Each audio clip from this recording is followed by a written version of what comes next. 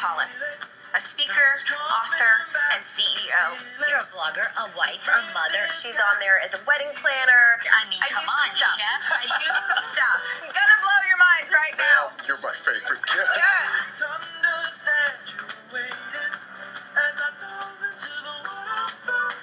Here with me is Aida Mullenkamp and party expert Rachel Hollis. Please welcome Rachel. Rachel Hollis. Hi, Rachel. Hi. She has a blog that is visited by 1.5 million people every month. Kind of a lifestyle expert is what you kind of say. She says, I wear a bikini because I'm proud of this body and every mark on it. Those marks prove that I was blessed enough to carry my babies, and that flabby tummy means I worked hard to lose what weight I could.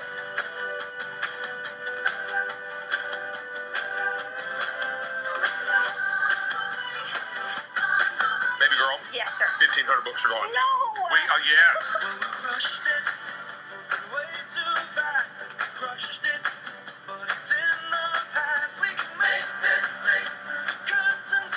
I moved to Los Angeles 14 years ago, bright-eyed and bushy-tailed, and so excited about what every single day was going to bring. And I wake up every day now, 32 years old, exactly the same way.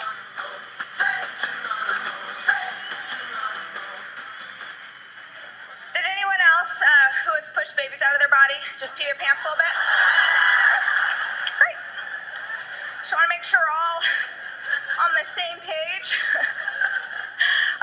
Seriously, the 6 men in this audience, I apologize in advance. We're going to go there over and over. I want to welcome everybody. Who here is at convention for the very first time? Oh. First of all, congratulations to you guys. For those people who came to convention, this is the first time you've traveled. Anyone leaving home and they're nervous? No, there's usually like half the crowd. This is such a fluent, learned group. Congratulations. There was also someone who came at 6:45, Christina. Christina! Give me a hug! Thank you so much. You got the seat, sis. Oh, praise the risen Lord. Early bird gets the seat. Okay, so we're going to talk today about all sorts of things, and we're going to hover around the idea of mindset, because that's what I told them I would talk about. But truthfully, for me, the way that I feel like I can add the most value is if I am speaking to you guys. So this group is different than the next one, is different than the one that's going to be this afternoon, because you'll be drunk by then. So will I. It'll be fine. But it's a little bit different everywhere I speak, and I never want anyone who sees me speak to get the same speech twice. So the way that I can add the most value to you is if, number one, you keep your energy up. So I know that you're sitting down, you're not still jumping up and down, but you can, and this is gonna serve you all weekend. Shake that booty in the chair right where you're at. Keep that energy up. The second thing I'm gonna ask of you is, I am a Pentecostal preacher's daughter. So if you do not respond to me, I think the rapture has come. If you don't talk back, if you don't answer, I'm like, is there carbon monoxide in the room? I don't know what's happened. So I'm gonna ask you to respond to me. The third thing I'm gonna ask is that you are authentically yourselves, because we tend to go pretty deep in these sessions, and we tend to talk about things that make us insecure and unsure. And a lot of times when we come to a place like this, we all wanna pretend that we're great, right? I look perfect, got my hair blown out, got my Spanx on. I don't really. If I had to wear Spanx with jeans and a white t-shirt, we have a bigger problem. But we come to these things and we like to pretend that we've got it all figured out. So sometimes it can be this incredible experience and you come together in community, and other times, for some of us, it can feel a little bit like we're going back to junior high. Does that make sense? Raise your hand, say yes. Yes. Real quick, I'll tell you what I tell people when they come to my conferences, because this is the first session of the, okay, great. I'm going to challenge you right now that this is a community of people who show up for each other. This is a community of people who says that nobody sits alone. So I want to challenge you as you go through this weekend. There are going to be plenty of people here who feel out of place, who feel lonely, who feel insecure. If you see someone sitting by herself, she just became your new best friend. Okay? All right. Let's see what quotes I made, because I don't even... Oh, okay, great. Oh, hi. Sorry, if y'all thought I was professional, I just apologize in advance. That's not what's about to happen here. So this is the idea. Energy flows where intention goes. Can mean a lot of things. But today what I want to focus on is the idea of comparison. Okay, so in a community like this, we are often most likely to start to compare ourselves to other people. Does that make sense? And we compare ourselves usually in life for the things we feel most insecure or unsure about. So never in my whole life was I ever more insecure than when I had my first baby. Anyone have babies? It's the worst, right? Sorry, new moms. No, you have a baby and you're like, if I can just make it through this pregnancy, then I'll be fine. And then they hand you this baby and you're like, what the crap? What am I supposed to do with this thing? And I love to tell the story about when my oldest son was about 6 weeks old. And 6 weeks is when the wheels start to fall off, right? With the first one. Oh, the Lord got mad? What just happened? What was that? Is the race starting? Maybe it will beep at me again, maybe it won't.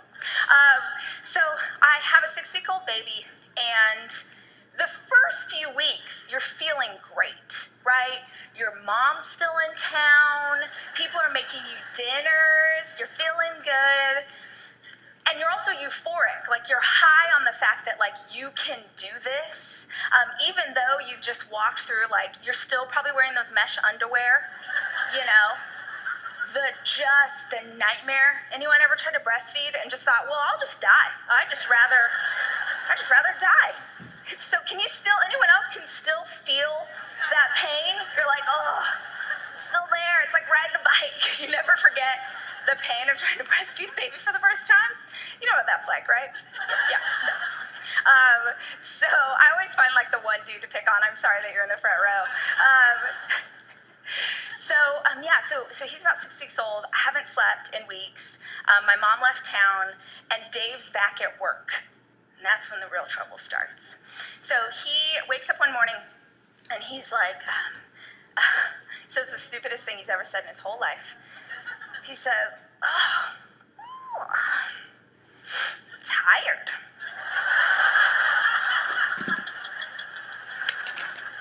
You know that? Have you ever heard of that show, Snapped? Where it's like totally normal people, usually women, and then just one day, they lose their freaking minds. And that was me when Dave woke up from a night of 8.5 hours of sleep and said, I'm tired. And I like lost my mind. I was like laughing and crying and like I hope you are prayed up to Jesus because you're about to meet him tonight. I'm gonna strangle you with the tubes from my breast pump. This is about to happen. But I was such a mess and I was so insecure. And so I did the worst thing that you can do when you're insecure. I started to see how other women were doing it. Sister. I was like, let me get onto Pinterest. Let me see what those moms have to say. This was pre-Instagram. Oh Lord, if I was a new mom in Instagram days, me and my baby just walk right into the river together. Just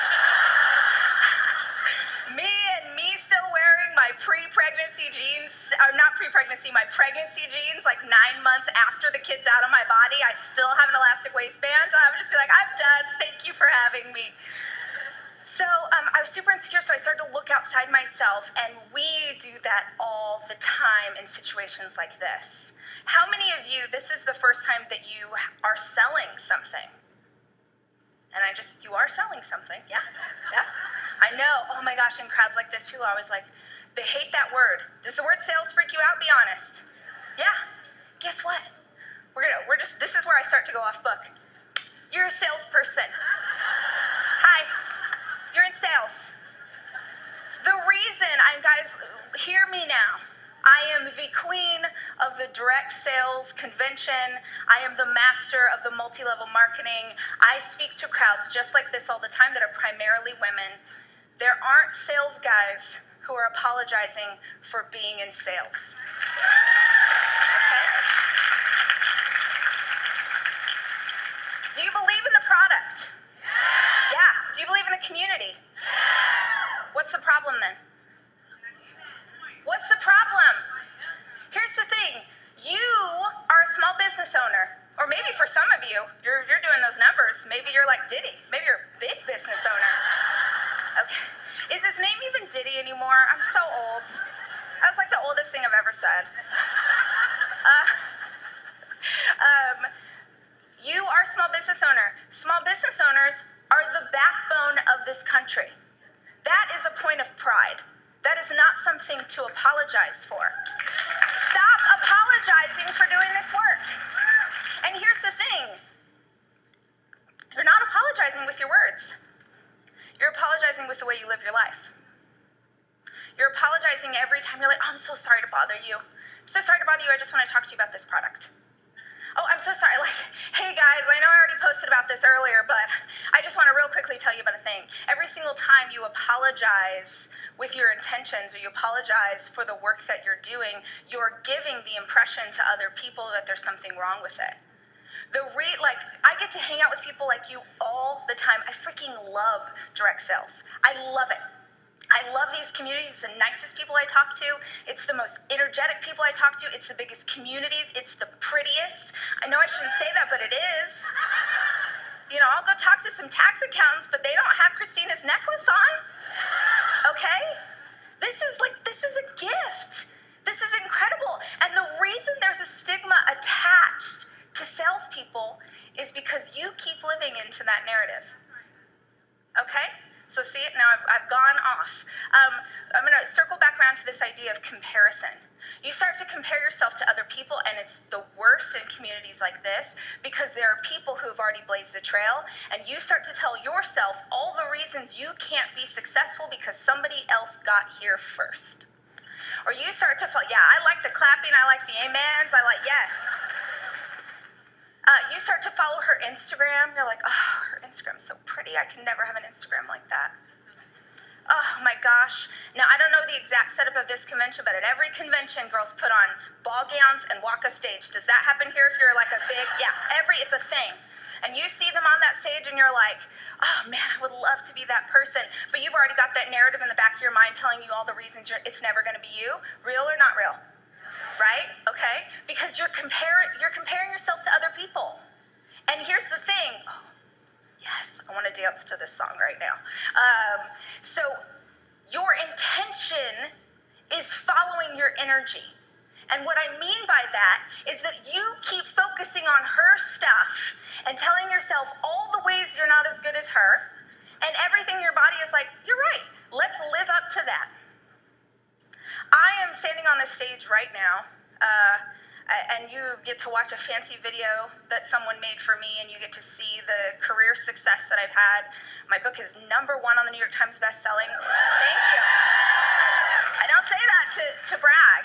I say that because I want you to understand where my success is and where it came from. So this book, last week, I put this on Instagram yesterday. Last week, the book crossed 1 million books sold. That's crazy. I have built, yes, thank you for waving it at me. I have built a multi-million-dollar media business, and I got to hire my husband away from Walt Disney Studios as a president to come and help me run it. We are building this incredible thing, and here's why it matters that I tell you this. I have a high school diploma.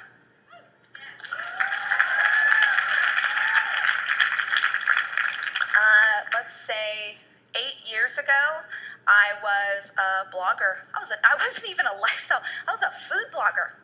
I made casseroles on the internet. That was my job. I had 2 kids. First one planned, second one trip to Vegas. I am one of the 0.01% of women who gets pregnant while on birth control. Anyone else? It's a thing. Be careful. Be careful. What happens in Vegas does not stay there. His name is Sawyer. He's 10.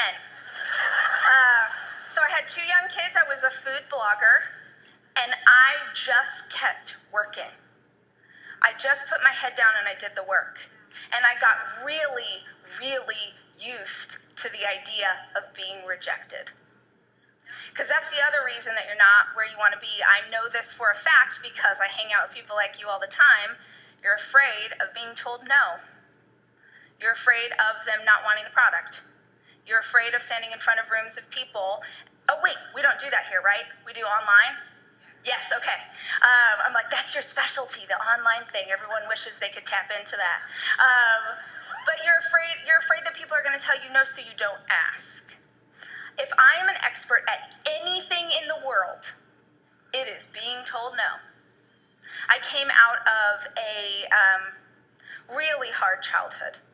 Really, really hard childhood. Anyone else walk through childhood trauma or trauma as a young adult? Don't be afraid. Thank you for your honesty.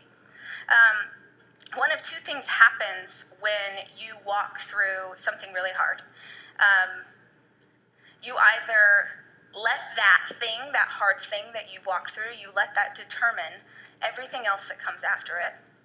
Or you allow that hard thing to make you stronger. And you use it as a platform to get where you want to go. So if I'm an expert at anything today, it's being told no.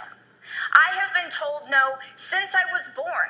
I had a childhood that told me no. I had an early adulthood that told me no. I got rejected for jobs. I got married. I started this business. I was an event planner for years. So all I was doing constantly was pitching clients for potential business and having them tell me no. And the thing is, when someone tells you no, you take it super personally, right? Right? So for me, I always love to remind you guys, have you ever been offered any kind of product, literally any kind of product, and you said no? And you did it because you hated the person who offered it to you. Because you thought she was a terrible human. Because she wasn't enough. That's why you didn't want the thing. Because she wasn't a good enough salesperson to you, or she annoyed. No. You said no because you didn't have money. You said no because you weren't interested in the product. You said no for 100 million different reasons, and very few of them had anything to do with the person who was selling it to you.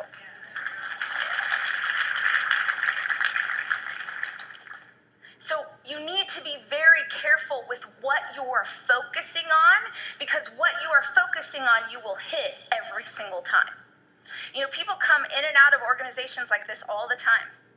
They get super fired up, and they want to sell the things, and they come to convention, and this is nothing. That your heart is going to be ripped open and lit on fire, and you're going to leave here. You're going to leave from this weekend like you can just, I don't know what that was. I don't know. I apologize for what just happened. I don't know what it was. Okay? I apologize. You're going to leave here and you're going to be so excited. And for most of you, that energy is going to be gone by next week. Have you ever gone to something before and been really excited, and then you get home and you got laundry to do and kids who are screaming and a partner who needs you and work on Monday, and you lose it all? That is because you're not staying in that state. Hold on, I don't even know what the next quote is, and I'm afraid. I missed that one. Here's a good quote. If you want to get that quote, that's in the book. That was about life is happening to you or for you. Crap, okay, you're taking pictures, so I'll talk about it for a minute. So this is the idea of the things that we've walked through. And you have to make a decision right now that life is happening to you or life is happening for you. And that doesn't mean... For me, the biggest and most traumatic thing I'd ever walked through in my life is my older brother committed suicide. And before that time period, I used to always say, everything happens for a reason. But that was only because I had never gone through something horrible enough to make that untrue. Everything doesn't happen for a reason, but it's possible to find meaning in anything that you've walked through. When I was 14 years old, I walked in and found my brother after he shot himself in the head. 14. Now, for a lot of people, that could have been the end of them. And I remember thinking really soon after that happened, like, if you're gonna get past this, it starts now. And I wanna say that to you because I know that there are women in this room who are struggling. I know that there are women in this room who are carrying trauma from childhood. I know there are women in this room who are pretending right now that everything's fine, and on the inside, they're crumbling. If you're gonna get past this, it starts now. It's a decision that you make right now. So I can look at the loss of my brother and I can see just fear and pain, and I can focus on how much I miss him and how sad it was that he was born with a mental illness. I can obsess over those things, or I can look for meaning. The meaning for me is that I'm able to stand on this stage and tell you that story because of what I walked through. The meaning for me is the work that I've done with suicide prevention and raising money for mental illness research. The meaning for me is that I have the ability to stand on stage and talk to people like you because my why is so strong. I'm more empathetic. If you have gone through something hard, so often we think, like, I went through this hard thing, I lost that person, or I was abused as a child, or these things that we go through, and I don't mean to make light of them, but oftentimes we see them as something that made us weak. Sister and brothers, you're still here. You're still here. If that thing was gonna get you, it would have gotten you already. That doesn't mean you're weak. That means you're the strongest people in this room. Stop wasting the strength that you have been given by being upset that it happened. You can decide every single thing. We can go through every single thing in our days and decide that, man, that someone's picking on me, I got cut off in traffic, my kids are driving me crazy, all of these things are happening to me, or, crap, what is the lesson in this? I've got to find a lesson in this, because if I don't find a lesson in this right now, I'm going to be really angry, or I'm going to go make a drink, right? Life is happening to you or for you, and you are the only one who can decide which one that is.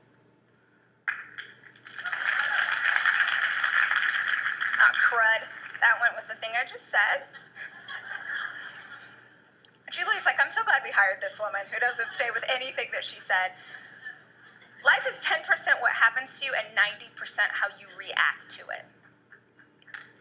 And the reason that I bring up these ideas as we talk about going home, because you are going to go home, and this is why mindset matters. You're going to go home and life's going to get in the way.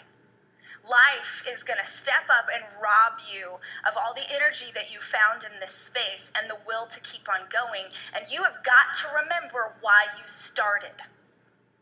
Why'd you start? Why are you here? Shout it out. Freedom. What else? Finances, security. Private school, yes.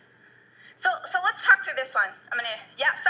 If you shout out at me, No, here's why. Here's why this is how we get more to the root of our why. Because when we are sort of broad, let's say if we say finances, that's very broad. And if I've got to motivate myself to make 100 calls today, or whatever your version of your business looks like, if I've got to motivate myself to do something, finances won't be strong enough for me. But if I live in an area where the schools are not good enough to be able to give my children the education I want them to have, if I want my kids to have the life I didn't get to have, if I want them to be able to that's a passion. That's for something. That's a very specific why. So if you don't know your very specific why, if you can't sit inside of it every day, because too often when we set goals or we have dreams for ourselves, they're very broad. We're like, I want a better life. What does that mean? How specific have you been with what does a better life look like? You want to make money? How much freaking money? You want to make money? By when? You want to make money? What's the plan to get there? And by the way, I think making money is a fantastic goal. I know that like good girls aren't supposed to talk about finances, but I grew up poor. And all I ever wanted, like, forget Target, we couldn't even afford Walmart, okay? We bought our clothes at the Salvation Army, and sometimes when we couldn't afford that, a family member or a member of the church had to step in and help us out. My children will never know that life. All I wanted was to be able to walk into a Target, and this still is with me today because Target's, from the Lord. All I wanted was to be able to walk into a Target and buy something there without looking at the tag. That's all I wanted. Now, that can happen now. But that's where it started, was once I have control, once I have the ability to change things, I do not want to keep living into this cycle that I came out of with my parents. That's a why. And you have to know yours. Because here's the thing. People are like, number one question I get, like, how do you motivate? And you're gonna get to hear from Mel this week. Oh crap, is she gonna light your heart on fire? But she's gonna talk to you about motivation and her, counting down from 5 and the whole thing. But here's the thing. Motivation is not a magic pill that will suddenly make you want to do the thing that you don't want to do. You're never going to want to do the thing. If you wanted to do the thing, you'd already be doing it. If you wanted to go to the gym, you'd already be there. If you wanted to make those calls, you'd already have done it. If you wanted to grow your business in this specific way, if you wanted to put the ask out there, it would already be happening. You don't want to do it. Motivation is how do you force yourself to do the thing you don't want to do.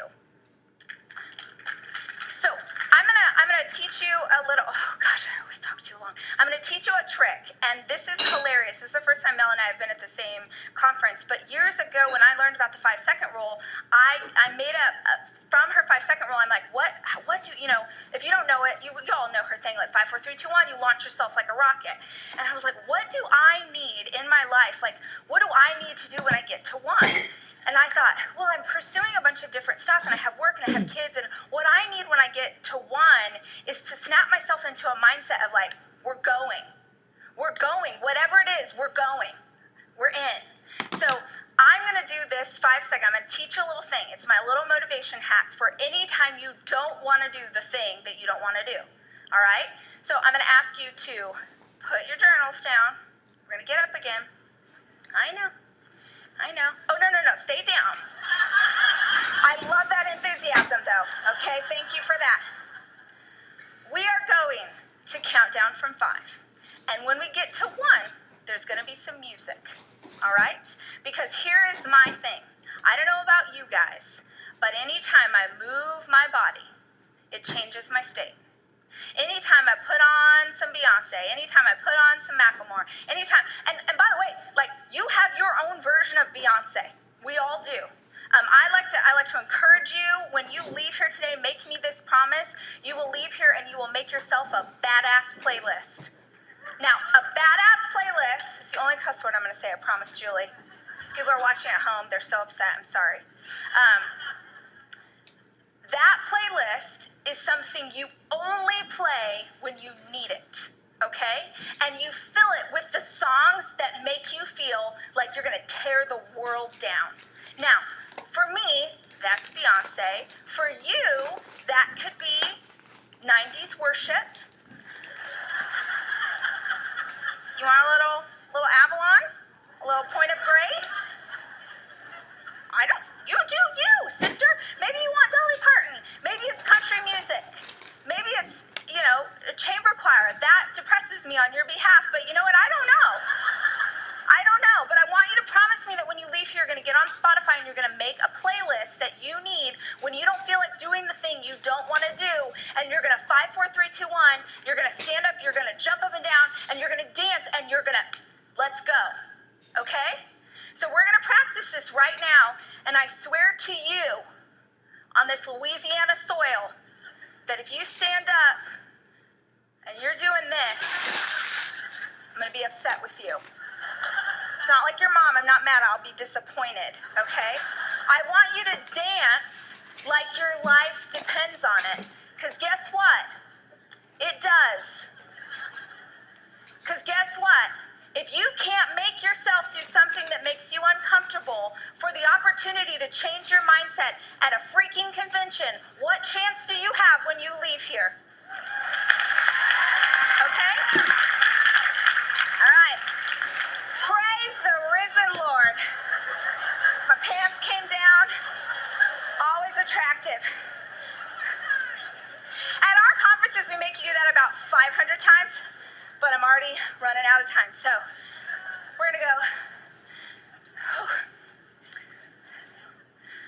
Hard work will always beat talent when talent won't work hard. Always. You are looking at 13 years of hard work. All of a sudden, I was like, is my shirt down? Yeah, it is. And you know what, Christina, I'm set with you because you should have seen that and called it out for me. Great, okay. You're looking at 13 years of hard work. There's all these people, I'm getting all this press now, and all these reporters want to ask me what it feels like to be an overnight success. And I'm like, oh my gosh, oh no, don't get it twisted. Just because you just figured out who I am doesn't mean I haven't been here for a while.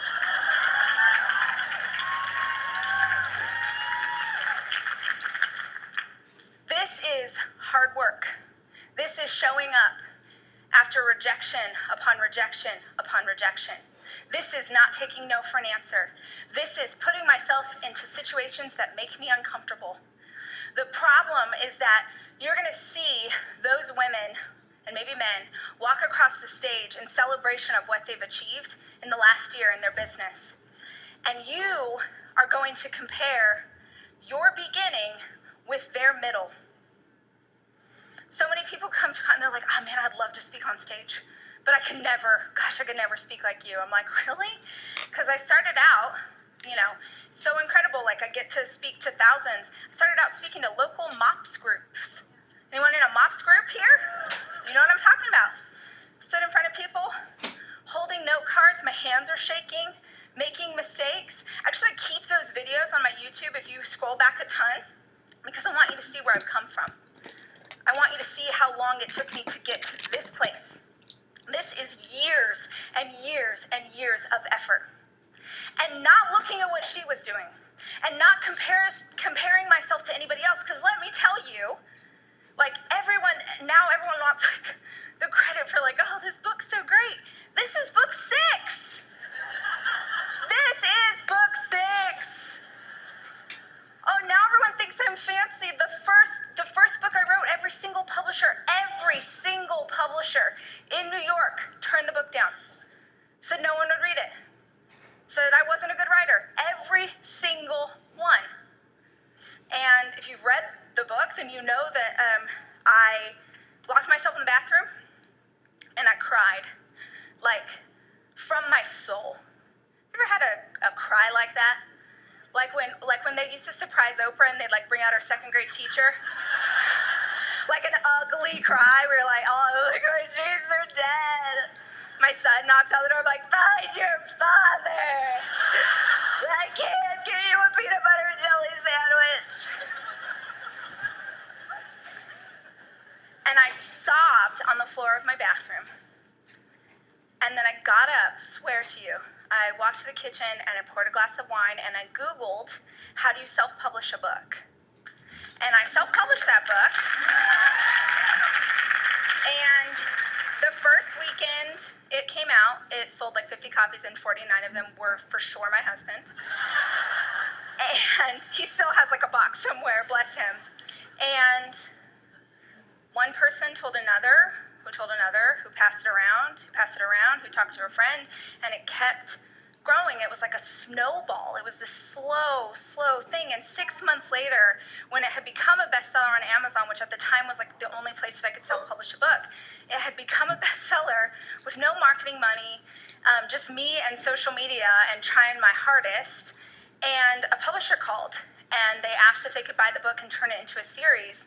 And it launched my publishing career. And I tell you that story because if I had listened to every expert in the field, it would still be sitting on my computer. This is my 6th book. This took years. And the sucky part is there are people in this audience who are going to quit this work after 6 months. There are people in this audience who are going to mentally check out of this work in 6 weeks. They're going to stop doing it because it feels too hard or because it's not going fast enough or because they're looking at other people to see what they're doing instead of keeping their eyes on their own work. You're here. I have to believe you're here because you wanted to change your life in some way. The cost of your new life is your old one. You cannot continue to do things the way you have done them up until now. And the question I get then is, if we're not supposed to compare ourselves, then how do we know to learn, like how do you learn to do things that you've never done before? And if you're insecure, I'm looking at her feed because I'm trying to understand how to do it better. No, you're looking at her feed because you're looking for validation. Because if for some reason today something she's doing isn't good, then you used to go, oh, I knew Carol was full of it. I knew it was all a ruse. I knew that marriage was in trouble. I knew. We look for others because we're hoping for validation. And the scary part about that is you are the one who got you here. You are the only one who can get you there. So whenever I have not known how to do something, it's illustrated in this story. Like, I wrote this whole book and I was proud of it, and I knew it was my first, and I knew it wasn't like Pulitzer material, but I thought, like, it's pretty good. I Googled it. Everything that you don't know how to do, I swear to you, exists on the internet right now for free. Everything. Everything I know about business, everything I know about being a mom, everything I know about being a wife, everything I know is through trial and error and study. And here's the crazy thing. In an organization like this, I know you've got resources. Like, you don't even have to Google it.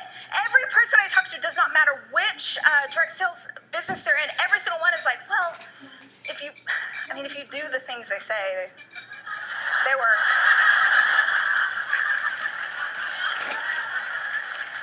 What in the world? So what's holding you back? Like, seriously, I want you to tell me what's holding you back. Be honest. What's holding you back? Fear of what? Perception. Who said that? Fear, what kind of perception? Other people going to pay your bills? Other people going to take your family on vacation? The other people that you're worried about, is that family? Are these strangers? Okay. How many people have someone who's questioning where they are right now? Anyone, like you, a family member, friend, someone who's like, you're where? What kind of cult did you join? Right? Raise your hand. Do you have someone at home who's judging you for being here right now, for spending this money, for coming to this place, for leaving your children? How dare you? Now, here's a fun question. For those of you who have someone who's judging you for this, have they ever been to this? No. See, the people who love us are nervous about things because they're nervous that we're going to be hurt. And the people that we don't actually know don't freaking matter. They don't. I understand, and I'm not picking on you, because the thing is, when you answer these questions, you're answering what most of the room is thinking. You're worried about whether other people are thinking of you. And here, I have this theory, okay?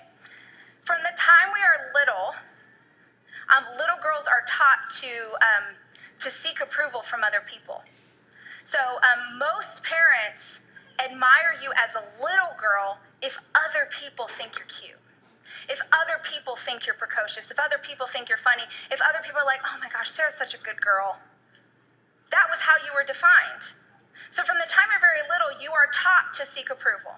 The second thing that happens is that when you grow up, the understanding in most cultures is that to be a good woman is to be good for other people. So if you're a good wife to your partner, if you're a good mama to those babies, if you're a good daughter, if you're a good sister, if you're a good friend, that makes you good. The problem is that then your value is completely entwined with what someone else thinks of you. So you don't even get a say in what you think or feel. You're just living your life hoping that other people will like it. And it's killing you. I know this because I used to be a horrible people pleaser. Any people pleasers in the room? Woo, sister. I noticed no men raise their hands. Because they're not taught the same way. And it's incredible. But we're taught to please other people. And so we have this dream for ourselves. We have this hope or this desire or this thing that we want to do with our lives.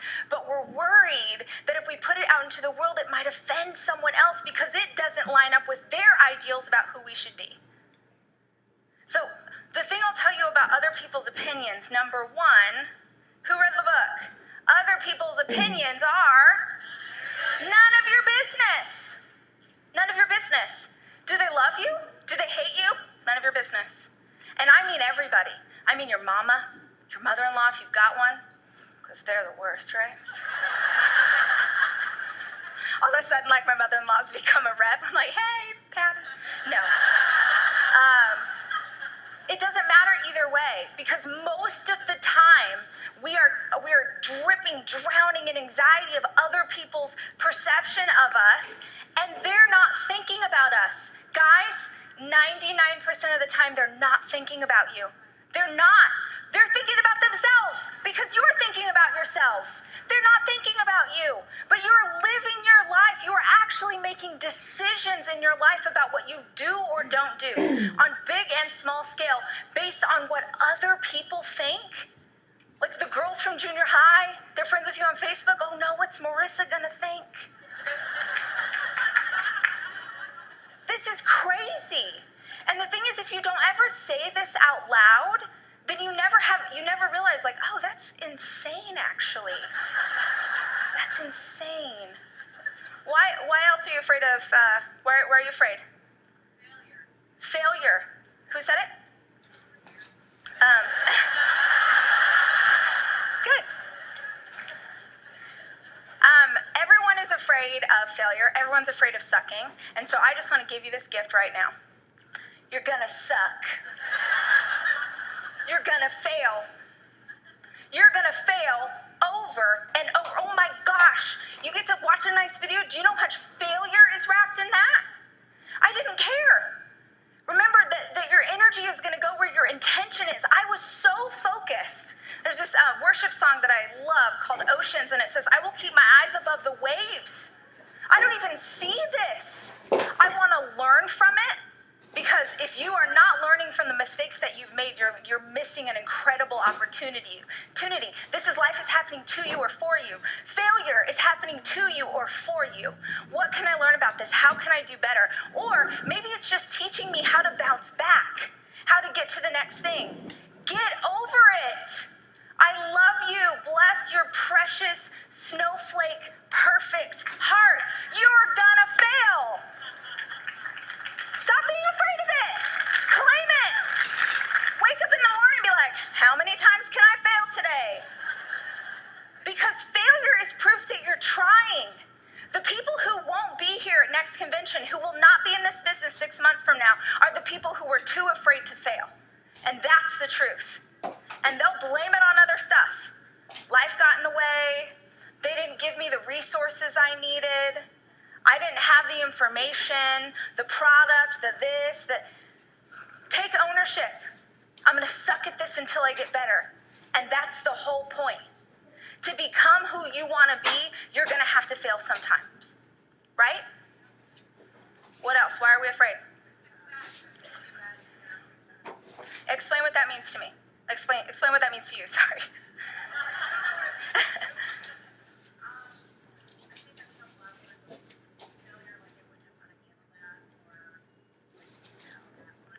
Do you have children? Did you know how to be a mom before you had a baby? Did you know how to drive before you know how to drive now?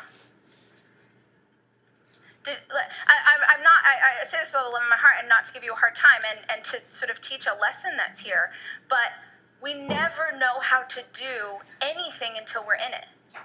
And the thing is, I understand this because for the longest time, I was afraid, and I couldn't have told you that. So the fact that you can articulate that that's a fear for you is incredible, because I couldn't have told you that I was afraid of success. Because this happens with a lot of business owners, and I didn't know it until after the fact that my business hovered for years right under $1 million in revenue. And I was like, why can't I push past this? Why can't I get over that number? Like, we're doing all these things. And the truth was, every time we added a new employee, every time that we added a new service, internally I started to freak out because I had a staff at the time of 8. And I got a high school diploma. I was just over here making it work, but suddenly now people are paying attention. Suddenly now there's more on the line. Suddenly all these things. And I started to, and we will all do this, I started to self-sabotage. And I couldn't understand it at the time because I was freaked out what would happen if I just pushed through that thing. And the only thing that I know of to get past this sort of limiting belief, because this is a limiting belief in your life, is that you have to find a truth that will make this fear obsolete. So you're afraid of success. Why?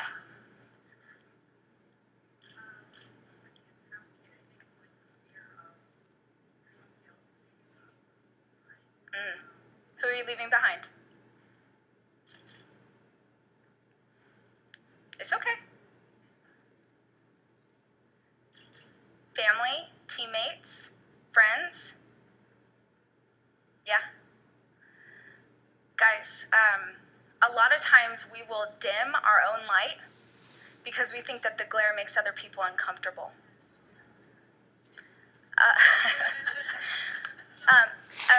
A candle loses nothing by lighting another candle.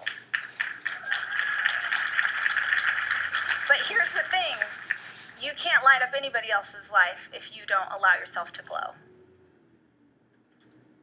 So so this guilt, like what else is making you feel guilty? Because I want to get to the root of it, because lots of women in this room are crying right now, which means that other people feel this too. So where's the guilt from? Say the first thing that comes in your head.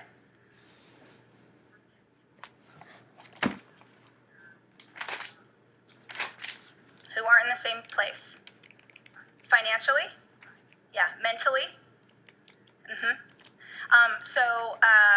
Do you feel like this is a relationship you've had, this kind of relationship with her, you've either helped her come up where she is?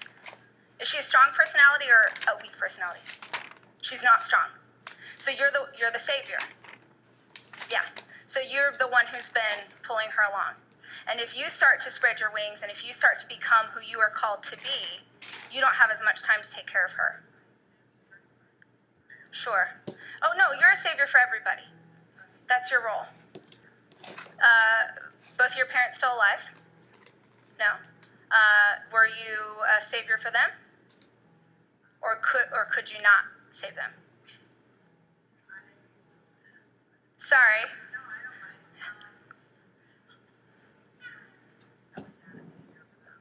Do you have guilt about that? Yeah. So for me, there's so much power in knowing why we feel compelled to do the things we feel compelled to do. Because you'll drown in these feelings of guilt, and that will cause you to self-sabotage where you are unless you can get a handle on the why. So if you can keep stepping back, then you can understand that there's something that happened a long time ago that makes you feel like you're the one that's got to take care of everyone. Are you the oldest in the family? Okay. Do you function as the oldest?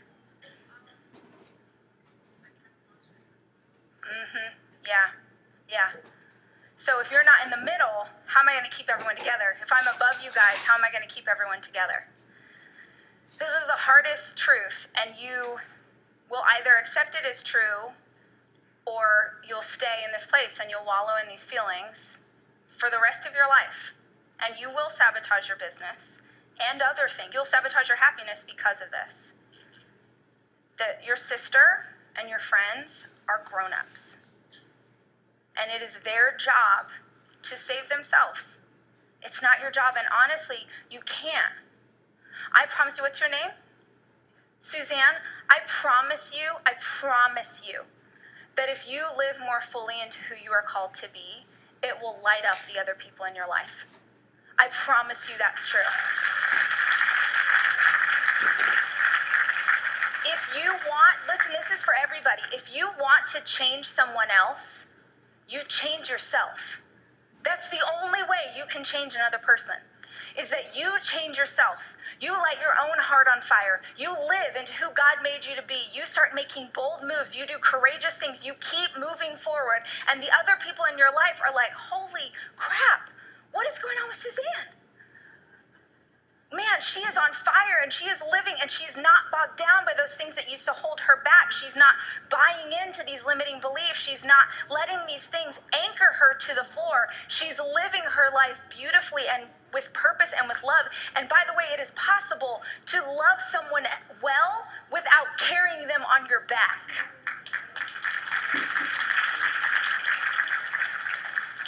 This is your thing, and we all have our things.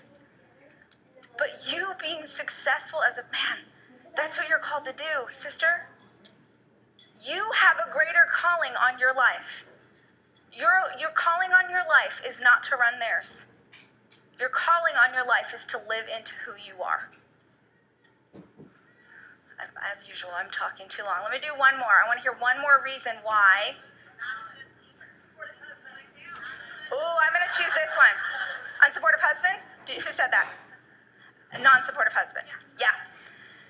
Okay, so this happens a lot. So this is the opposite of Suzanne, is like sometimes we have people who we're helping, and then sometimes we have people who are blatantly not okay with what we're doing. And I will tell you that I used to have that in my marriage. I was very, very focused on personal growth. I started going to therapy. I wanted to get past my anxiety. I started going to conferences. I wanted to learn all the things, and my husband hated it. Hated it. And not, some people like just aren't supportive. No, he actively disliked what I was doing. And because I was a people pleaser, and because I was super codependent, and I wanted him to be happy, I, for years, didn't do anything that would ruffle his feathers. So the way I like to say it, like I would make myself smaller to make myself comfortable for him. And we don't just do this with partners, we do this with our moms, our dads, our in-laws, our friends, our sisters. We keep putting ourselves into a little box. We twist ourselves up like a pretzel to try and make ourselves more palatable to them. So for the longest time, I didn't even try. And then I got so on fire, like, you're going to come back from this. You're going to be so on fire. And I really wanted to do it. My dream was, I loved being an entrepreneur. I loved building a business. I was excited by it. I wanted to figure out how to grow my revenue. I wanted to figure out how to get new clients. I wanted to learn how to be a leader. I wanted to do all the things. And so for years, I did those things, but I did them, I wouldn't say in secret, but I just did them in a way that wouldn't be in any way offensive or a bother to anybody else. Anyone wake up super early in the morning to do your work, or do it after everyone else has gone to sleep so that you don't bother anybody in any way? Be honest, anyone do this business in a way that the only way you feel comfortable doing this business is if you can make it as easy as possible, and it doesn't put your partner out in any way. They don't have to take care of the kids, they don't have to figure out dinner, right?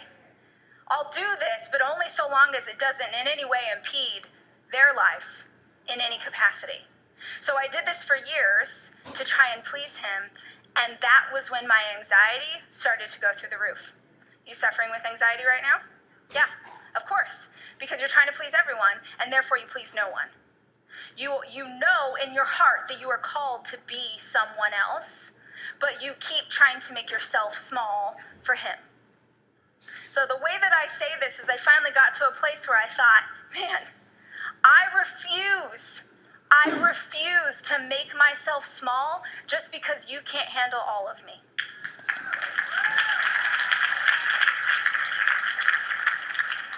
The only way I know to get past this, and I am speaking from personal experience, and Dave would tell you this too, and now, of course, if you guys follow Dave on Instagram, you know he's like the most diehard personal growth, like all the things.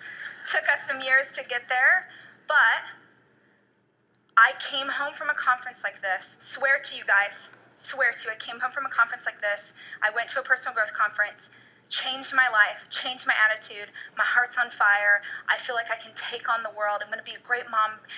It's possible, by the way, to be a great freaking mom and a great freaking wife and a badass business owner. And any narrative that tries to tell you differently is a lie. And I'm Pentecostal, so I'm gonna say it's a lie from the devil, okay? So I'm just going to say this to you. The only way you get past this is that you go home from this weekend and you just keep living this life. You just don't stop. You just don't take it in when he gets annoyed. I am rubber, you are glue. You don't fight with him. You don't argue about it. You're like, oh, but you respect the space that he's at, right? Right? He's not in the place that you're at. And by the way, he doesn't like it because it scares him. Because if you grow and he doesn't, will you want to be with him anymore? That's why. Because that's the same way. It's like your family, your friends, they don't like the reminder that you're growing and they're not. And the only way to push back, to push through to the truth is to fight your way through this valley and to keep moving forward. And to not let even the opinion of the one you love the most, even he doesn't get a say here. This is your life. It's possible to still be an incredible partner to him, and it sounds to me like you're probably carrying a little bit more of the share than he is. You're doing all the things. So it's possible to be an even split. I'm going to go do my things, babe. They make me really happy. I love you. I can't wait to hang out with you later, but right now this is my time. Your time, I know, Julie's gonna kill me. Your time, guys, just trip out on this for a second. Who here is in a relationship? A lot of you. This is crazy. Your time is just as valuable as theirs. Your hopes and your dreams are just as valuable as theirs. It doesn't matter if it makes sense to them. These are your dreams. And guess what? It's just like your friends and your family or the people on Facebook or your husband. They're not the ones 25 years from now who get to live with regret of who they could have been. That's on you. Have you ever had a dream or a goal or something that you wanted for your life, maybe when you were little? Doesn't matter if it made sense. You want to be an ice skater or something you're really passionate about, you really want to do. Raise your hand.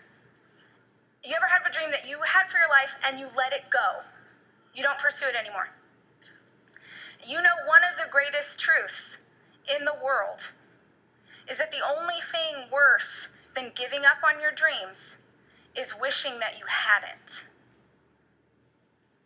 Because if you let the way he feels about it talk you out of this, you're going to be bitter. And it's going to ruin your marriage either way. Try it. Try going home, living fully as yourself. Not embarrassed, not ashamed, and with love and with compassion for him and the space that he's in his life. And do it together, but don't let him for 1 second change the way that you feel about you.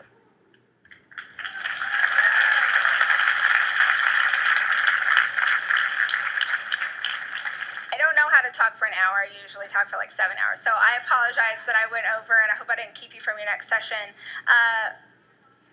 No, I know there's another. Julie's like, don't keep going. People are gonna. They have to come into this room. Here's the thing that I want you to know. I think it's so incredible that I'm sure that they told me this when we had our first call months ago, but I didn't realize until I started scrolling through the Instagram that the theme was more. And if any of you saw the documentary that we put out, or like follow me, then you know that my thing is made for more. And so what I would love to leave you with today, a bit of a benediction for you here, is this idea that you were made for more. I believe in my heart that we are all called to something more than we are today. And what I think is so incredible is that your version of more doesn't have to look like mine. Your version of more could be a great side income to help contribute to the family while still being able to be a stay-at-home mom and show up well for your family, because that's your version of more. Someone else's version of more is, I want to be on that stage next year.